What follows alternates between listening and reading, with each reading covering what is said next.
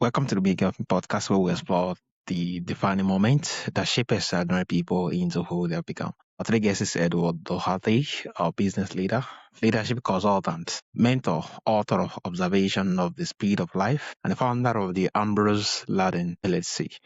Throughout a career spanning executive leadership, human resources, restaurants operation, a non-profit service, and consulting.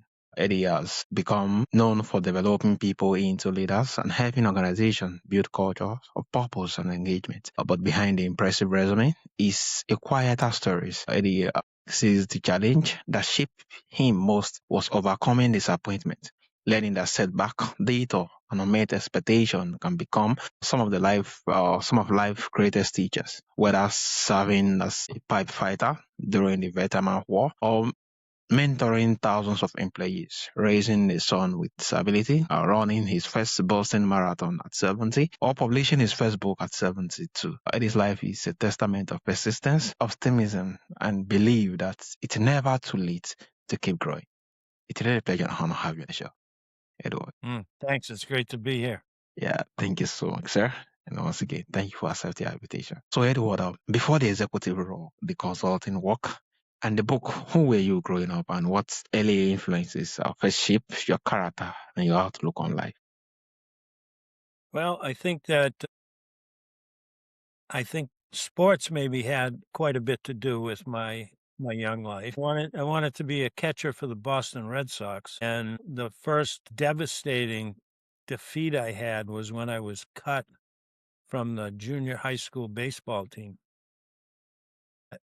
Just like in the movies, I kept looking for my name on the bulletin board, but it wasn't there. Yeah. And so I took my bat, I walked home through the woods along the railroad tracks and cried the entire way. I got about 100 yards from my house and I said, I'm going to try out again next year. I'm just not strong enough or big enough. And sometimes people get sent to the minors for more seasoning. That's what they're doing to me. So I went the next day in school.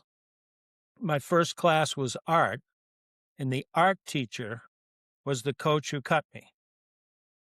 So I walk into the room and I said to him, "Hi, Mr. Cawley, how's the team coming along?" And he said, "Fine, Ed." And then when the bell rang, he said, "Ed, could you stop by the desk?" I said, I'd be happy to. So he says to me, he says, "One of our catchers can't continue. I was wondering if you would reconsider joining the team." Yeah. So I had a different kind of tear in my eye. Now, that year, as luck would have it, we didn't practice at the school. We practiced at a park, and I had to walk those same through the woods and the railroad tracks that I cried on just last week. So I went to every practice, and that year I played 2/3 of an inning. Wow. In left field, and I was a catcher. However, when I went to the 8th grade, I had gotten better, and I was the captain of the 8th grade team. And then I made the 9th grade team, and then I got sick, and I missed my sophomore year, so I decided to focus on ice hockey. And I was the worst player on a team that was 0-18. And as a senior, however, I made the all-star team, and I actually played with or against about a half a dozen guys who made it all the way to the National Hockey League. So I decided to go to the University of Massachusetts because I might be able to play hockey there, but I flunked the eye test because I can't see out of one of my eyes, and the doctor was afraid I would hurt people. So I focused on soccer. And eventually I was the co-captain of a nationally ranked college soccer team. And so all of that happened maybe because Mr. Cawley lied to me, because he saw something in me. He saw the way I handled disappointment. It shocked him as a 12-year-old and he gave me a chance. And I think that in my business career, I've been Mr. Colley a couple of times too. I've given people a chance who had the right attitude or surprised me with their reaction. Because if you stop and think about it, we can predict how people react to almost anything. Yeah. And if they don't react that way, they're special Yeah. people. Yeah. Actually. Yeah, this is really, really amazing, especially starting from the fact that walking through those race rule and walking through the trees and crying the first time when you're not accepted at the team and making the resolution of me instead of just blaming all the system and it's the fact that you just make excuses in respect of each of these organizations and having to accept the fact that, I guess they might be right. I just need to work. That really got me being a 12-year-old. It should be of more of pointing fingers other than not blaming anybody, but accepting responsibility. And how you asked the All right. question again really got me. I was like, what? That was really amazing. And it just speaks volumes to persistence and unwilling to give up. So I call that story when the crying stops. Ooh. Because the crying stopped twice. It stopped before I get home when I was determined to persist, and then it stopped when I actually made the team. Yeah. Yeah. You know, one of the things you mentioned is one of the other stories in the book is excuses are for beginners and losers. And I managed the restaurant, and I had a college kid, and I messed up his paycheck. I didn't give him enough hours or something. And so I apologized, and he says to me, I mean, I'm like Yeah. 28, 29, and he's like 20. He says to me, excuses are for beginners and losers. Which one are you? And I think that was the last time I gave an excuse. You know, what happens is we think we're giving someone a reason, but they're looking at it as an excuse. Yeah. Yeah. Amazing. Amazing. And your career has taken you from working as the pipe fighter, a fitter during the Vietnamese War to leading major organizations across the United States. What did those very different experiences teach you about people and leadership? Well, I think that my core concept is there's a lesson in every moment, but most people are moving too fast to notice it. And leadership doesn't happen with a brass band. The people who grow, lead, and make a difference are not necessarily ones that experience better moments. They're the ones who notice more, learn faster, and do something about it. And so the book is a collection of stories, but it's not really a memoir. It's about lessons hiding in ordinary moments in work, family, disappointment, leadership, aging, fear, and humor. My belief is that life is always teaching us something. The Yeah. question is, are we paying attention? Yeah. Life is always teaching us something. Are we paying attention? And also, the moment you make reference of the fact that, yeah, a whole lot of things are happening, but those who actually notice and learn faster and do something about it, they are the one who has a winning team. And the fact that, yeah, they were able to see where they were wrong, they learn faster from it, and they become better compared to those, yeah, who just observe and do nothing towards becoming better. It's really amazing. Now, Yeah. there's two things that make you better. One is paying attention, but the other is feedback. And one of my stories is called Feedback is a Gift. And at the time, I had 56 restaurants in Southern California Ooh. that I was responsible for it. And the new regional vice president wanted to visit some of them and tour stores with me. So we went to 10 or 12 stores. And at the end of the day, as we were pulling into the office, he said, Ed, you know what you do best in your job? I said, what, Jim? He says, get gas. You really do a good job of filling up your car with gas. But unless you start doing other things better, you're not going to make it. So, Ooh. yeah. So what happened was my reaction to that, I listened, I took his suggestions, I implemented them. Things got better, and 18 months later, he needed someone to take over the San Francisco region, and he picked the guy who at one time got Good at gas feeling better gas. than anybody. Yeah. Oh, this is really lovely. I think the ability to receive feedback, because just the moment you say it, I almost get angry. I was like, "Ouch, I think I'm getting it wrong there." Compared to more like, oh, you first get to hear it and you take it inward, and you're able to kind of walk towards becoming better, rather than just being good alone at feeling gas, rather than being angry, but learning from that particular feedback towards getting better at your day. Well, the inability to take feedback, in my experience, is a glass ceiling that we put on ourselves. If you can't learn from someone else's experience and knowledge, I mean, why wouldn't you want to learn something from somebody else if it helps you? I have I had a very unusual learning experience when I was 28. I had an 80-year-old friend. He was an usher at Fenway Park in Boston. He was the most enthusiastic usher in the park. He greeted Really? everybody by name, and if he didn't know their name, he made it up. And I introduced myself, I praised them. Eventually, because I ran a restaurant right across the street, I would go to most of the games. And so I would sit in section 18. There were 2 seats that season ticket holders never came. I would sit in one.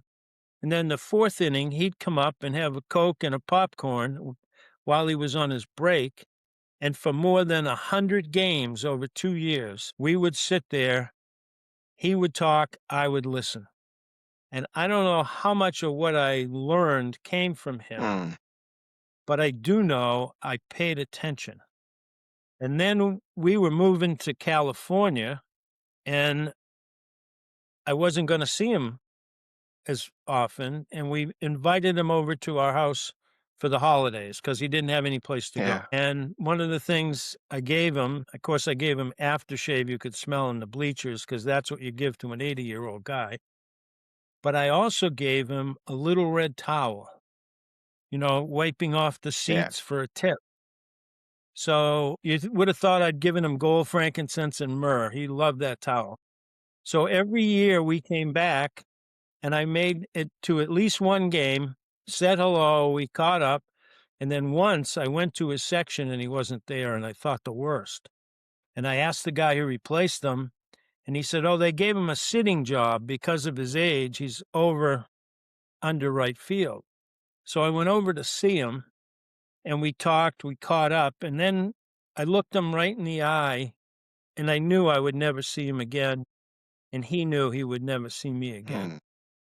So I thanked him for the years of wisdom he had given me in Section 18. And he thanked me for the little red towel that he held up. Yeah. Wow. Amazing. Such a touching moment. Yeah. Amazing. Amazing. And throughout your career, you have consistently focused on developing others rather than just simply managing them. Why did the passion for helping people grow first begin? Well, I'll give you the selfish reason. Everybody who worked for me, the better they Yeah. did, the better I looked. Yeah. Like the Yeah. textbook definition of management is getting things done through other people. Yeah. So, and I even extended that once I was in the business for a while, I started only hiring people who were smarter than me. Mm. Why wouldn't I? They made my job Yeah. easier. So, the other thing, I'm the oldest of 8 kids, so I was mentoring growing up without Yeah. thinking about it. Yeah. Amazing. Amazing. So you have raised a son with disability Yes. while Okay. balancing demanding leadership roles. Or how has fatherhood shaped your understanding of patience, resilience, and what truly matters? Well, I will tell you that when my son was born, I knew I had to be tough because it was going to be a very, very difficult situation. He needed to be transferred to another hospital, and I decided I was going to be tough right away. And the ambulance driver said, I need you to sign this release. And I said, show me your license. And he looked at me and said, what? I said, no one's touching my kid unless he's got a valid license. Yeah. And so I had to do that. So my son had his operation on his spine at 12 hours old. And on the second day of his life, he had brain surgery. And it was tough. 5 or 6 hours both times, no cell phone to play with, just sitting alone in a hospital. And when he came through the second surgery, the doctor walked down the hall, just like in the movies, opened Yeah. the door at the end, walked down the hall. He said, everything went okay. And I said, boy, he's got to be a tough kid. And the doctor looked at me and he said, just like his old man. Yeah. Amazing. It's really lovely the fact that, yeah, owing to the few period they get to know you, they could actually make reference to the fact that you're tough and the fact that, yeah, you are always there. And it's really amazing. And so for more than 40 years, you're creating weekly reflections for the team you lead. Why was storytelling such an important leadership tool for you? Well, I would communicate to people upcoming events or Yeah. priorities or give shout outs, but I think I think I would have been a teacher if it had paid more. Yeah. You know what I mean? So that teaching gene was in me and I wanted to give messages. And so sometimes the messages were stories of things I'd been through, sometimes they were philosophical things. And during the pandemic, when I was furloughed, I started my own consulting firm, but I didn't have anybody to write to. So what I decided to do was write to everybody I knew. And I just sent a weekly newsletter with my observations to hundreds of people. And I've been doing it for 6 years, every week. It's an Observations at the Speed of Life weblog. And I cover everything that I can think of. Sometimes they're not serious. Like I did one on people who don't return their shopping carts at the supermarket. Yeah. And I've also done them on, I did an all-nighter with Larry Bird of the Boston Celtics once. Mm. And I sang Happy Birthday to Shania Twain in person. So, and all those stories are in the book. They started out as a weblog. So when people say, why'd you write the book? I said, well, to be honest with you, I didn't write the book. I wrote weblogs and Yeah. then I put 60 of them Yeah. in the book. Yeah. It's really amazing. Amazing. Especially the point where you make, Professor. With all this traits, would that be a teacher? But the fact that it doesn't pay more. That really good. Yeah, amazing. Oh, so at an age where many people are slowing down, you run your first Boston Marathon at 70 and publish your first book at 70. What mindset allow you to keep pursuing new challenges instead of becoming comfortable? Why wouldn't I? Well, that was, how do you turn the switch off? How do you stop and think about it? The kid who didn't make the baseball team and then did, and then get Yeah, sick and made the hockey team and then flunked the eye test and made the, what I mean? I just boom, yeah. boom, boom. What's next? So there's two words that are important to me: next and aspire. Mm, Aspire is one of my favorite words. I think that people who aspire are healthier, happier, and they get more done. And people who don't aspire don't. There was an old quote I read when I was very young, and it said, "The pessimist may be proven right, but the optimist has a better time along the route." mm. Yeah, the So pessimists may be poor, right? But the optimists have the best time along the way. Ooh, a whole lot to actually digest in that. Wow, that was really lovely. Having to see more like, why not just keep turning it and keep to the next, to the next, and to the next, rather than looking back. And it's amazing. never too late. Yeah, never too late. So your memoir includes stories that are humorous or philosophical and deeply personal. Which stories taught you the most about yourself while writing the book? Well, the thing I learned most about myself was when I did Dancing with the Stars of Boston. Because when I was on stage, right before the music started, I'm still amazed I didn't pee my pants. I was so nervous. My heart had to be going 200 beats a minute, Yeah.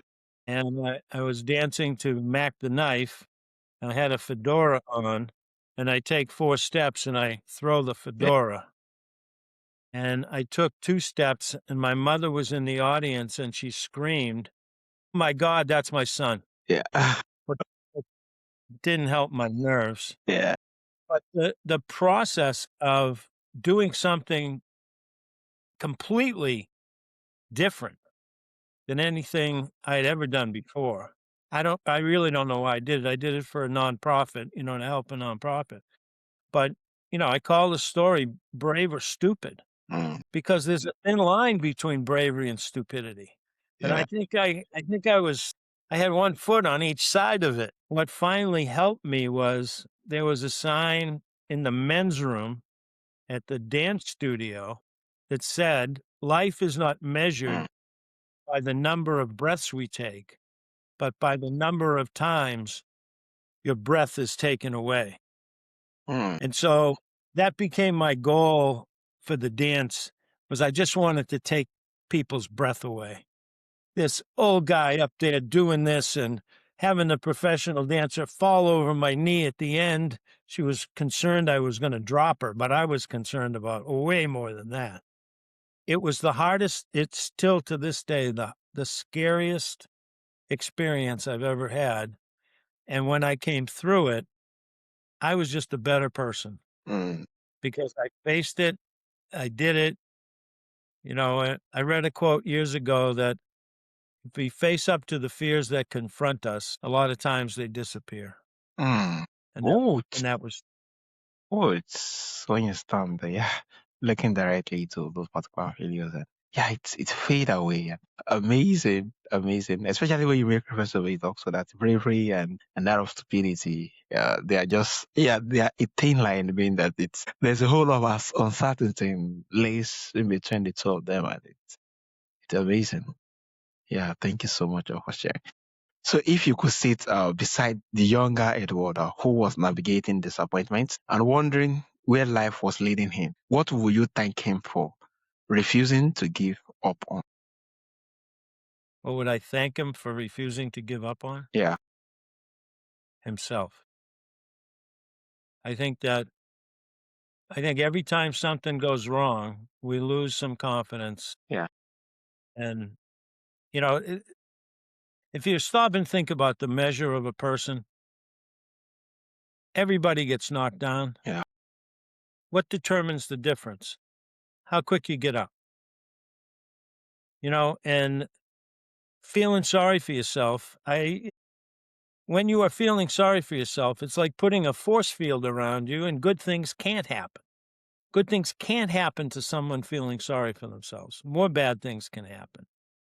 And so the sooner, when something bad happens, the sooner you stop feeling sorry for yourself and start looking forward instead of back, Hmm.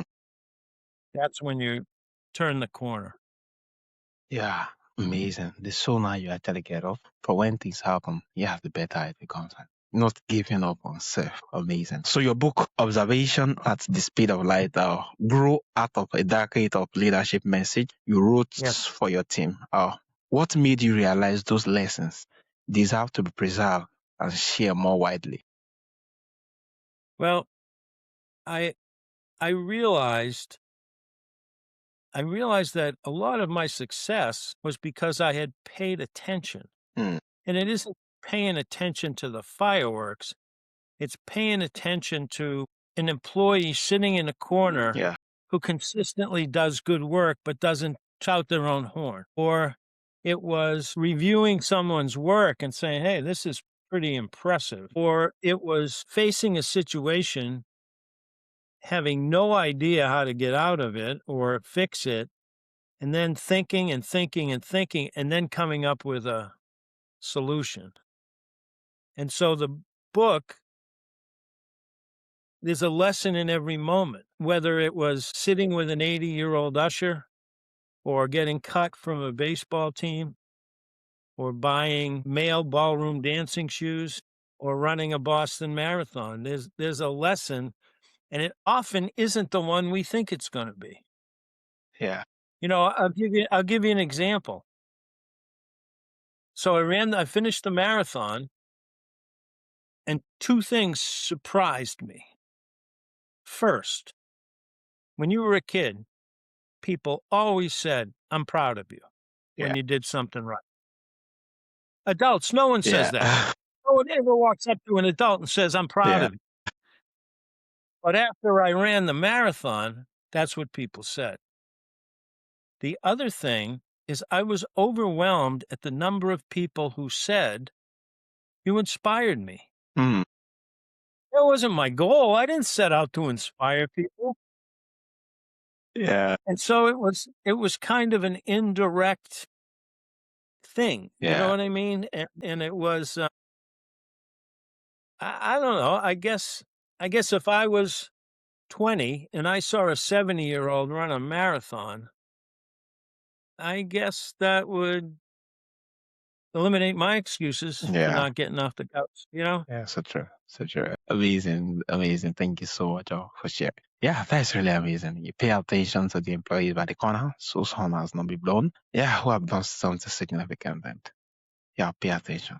Amazing. So across business, non-profit, consulting, and volunteering work, you have led people from different backgrounds out. What qualities consistently separate leaders from mainly successful managers? What separates leaders from managers? Yeah. Leading by example. Mm. Both leaders and managers have training, but leading by example, there's no substitute for it. You know, that region I told you about, I took over in San Francisco. It wasn't, the stores weren't clean. I told everybody my definition of cleanliness is a store that I can eat off the floor on, Yeah. and I did it. You know, it was no question. Ooh. Another time when I was right out of college, I managed the store in downtown Boston, and someone came in and in the men's room used the sink instead of the toilet and spread it all over the restroom. I cleaned it up myself. Ooh. And thank God I did, because the next 4 times it happened, I had a line of kids waiting to get in there to clean it up. Ooh. Yeah. There's Wow. no substitute for leading by example. Mm. No substitute for leading by example. And the fact that when you get to do it, yeah, just leading by example doing it, you give others permission to do it willingly, being that they have seen you do it differently. And it's really amazing. Yeah, I never ask anybody to do anything I haven't done or I won't do. Amazing. That's leading by example. Yeah. So you often describe yourself as optimistically persistent. Yes. What does that phrase mean to you, and how has it guided you through difficulties? Well, I think that you would be surprised at the difference in perception when you assume positive intent. Mm. And so an optimistic person assumes positive intent. I assume when you're talking to me that you want me to be successful on the podcast. If I assume you're trying to sabotage me, I have a totally different perspective. So I've been married to the girl of my dreams for 52 years. Ooh. Okay. Yeah. I'm optimistically persistent, and that's evidence to it. But Calvin Coolidge said nothing in the world can take the place of persistence. Mm. Yeah. Talent will not. Unrewarded talent is almost a proverb, you know? Genius will not. Education will not. The world is full of educated derelicts. Yeah. Yeah. I think when I saw that quote, it blew my mind. I'm like, I think the night I got to see it, I was like, oh, it's holy, like the world was. I keep it on my desk. Wow. Oh my God. Because I was just reading, I forgot the name of the book. I was just reading the book and I saw the line. I was like, wow, like this is so much. Just be willing to persistence. Not the education, not what you learn, but the ability of showing up at it even when things are not working out. And it's really, really amazing. Yeah, thank you so much for sharing. So many people believe it's too late to pursue meaningful goals later in life. through your own experience, what will you say to someone who is confused, who is convinced that they have missed the opportunity? You're wrong. You're wrong. It's never too late. Yeah, It's do you know how old the guy was that expanded the McDonald's? He was in his 60s. yeah. It's just never too late. Now I don't have that many restaurants, but what would hold someone back from using their talent, experience, and knowledge? The older you get, the more of it you have. Yeah. And we talked. Remember, I was sitting with an 80-year-old usher who was still working and still having fun and still being enthusiastic and still mentoring. So I'm going to shoot for 80. I'm only 75, Oh, so I still got plenty of time left. yeah, amazing. Amazing. This is really lovely. Yeah, with those examples, it just shows that there is no time that's left behind. What you couldn't do yesterday, you can do it now. And yeah, amazing. So lastly, when readers finish reading your book or someone leave one of your leadership sections out, what lasting perspective or habit do you hope stays with them for the rest of their life? Well, I think we talked about it a couple of times, but I think when you get knocked down, you get back up. I think there's all kinds of rewards for persistence. I always felt, give me a list of all the benefits of quitting. I was always afraid that if I quit, I would have been like just a step away from Yeah. success. You know what I mean? So don't quit. There was a poem called Don't Quit. When things go wrong, as they sometimes will, when the road you're traveling seems all uphill, when the funds are low and the debts are high, and you want to smile, but you have to cry. Mm, Rest if you must, yeah. but don't you quit. I used to carry that. Yeah. Yeah, amazing. Don't quit. Don't quit. Don't quit. Yeah, this has really been amazing section, sir. Thank you so much for sharing your heart with us. Don't quit. That really got me. And yeah, persistence. Keep showing up even when it doesn't make sense, even when you're knocked down. Yeah, just keep showing up.